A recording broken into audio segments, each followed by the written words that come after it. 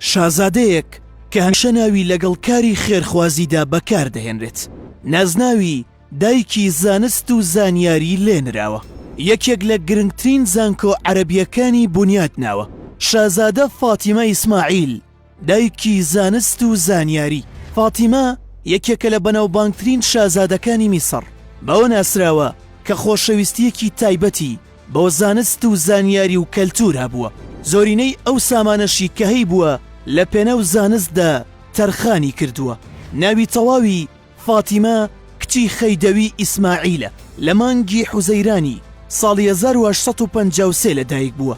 قۆناغەکانی خوێندنی لە خوێندنگەی تایبەتی کۆشک تەواو دەکات، بەڵام ناتوانێت لە زانکۆ دەست بە خوێندن بکات، چونکە لەو سەردەمەدا ڕێگە بە ژنان نەدەدرا بچنە زانکۆ، لە بری ئەوە دەبوو هاوسەرگیری بکەن.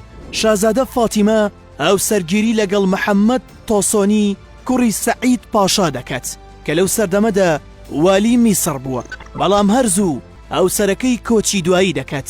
دوای 5 ساڵ لە مردنی هاوسەری یەکەمی هاوسەرگیری لەگەڵ مەحموود سڕی پاشا دەکات. شازادە فاتیمە یەکێک بووە لەو کەسانەی کە گرنگیەکی زۆری بە خوێندن و خوێندەواری داوە. هەمیشە بیرۆکەی ئەوەی هەبووە بتوانێت زانکۆیەکی گەورە لە میسر بکاتەوە، بەڵام بیرۆکەی دامەزراندنی زانکۆیەک سەخت و ئەستەم بووە. لەگەڵەوەشدا لە ساڵی 1908 ئەو خەونەی دەهێنێتە دی، دەتوانێت زانکۆیەکی میسری تایبەت بکاتەوە. بەو شێوەیەش دەبێتە دووەمین کۆنترین زانکۆ لە میسردا. ئەوەی جێگەی سەرنجە بینایەکی تایبەت بە زانکۆکە نەبوو، بۆ ماوەیەک وانەکانیان لە ناو ڕۆژنامەکاندا بڵاو دەکردەوە. دواتر بینایەکیان لە ناوەڕاستی قاهیرە بەکرێگرت، بەڵام لەو سەردەمەدا کرێی ئەو بینایە زۆر بوو، پاشان خاوەن بیناکە بڕیار دەدات بیفرۆشێت. بەو شێوەیەش ئاستەنگەکان دەگەنەوە شازادە فاتیمە، بۆ ئەوەش دەستبەرداری بەشێک لەو زەویانە دەبێت کە تایبەتە بەخۆی و تەنها لە پێناو ئەوەی یەکێک لە گەورەترین خەونەکانی بەدی بهێنێت. بەڵام چالاکی دروستکردنی بیناکە دووبارە بەهۆی بارودۆخی داراییەوە دەوەستێت.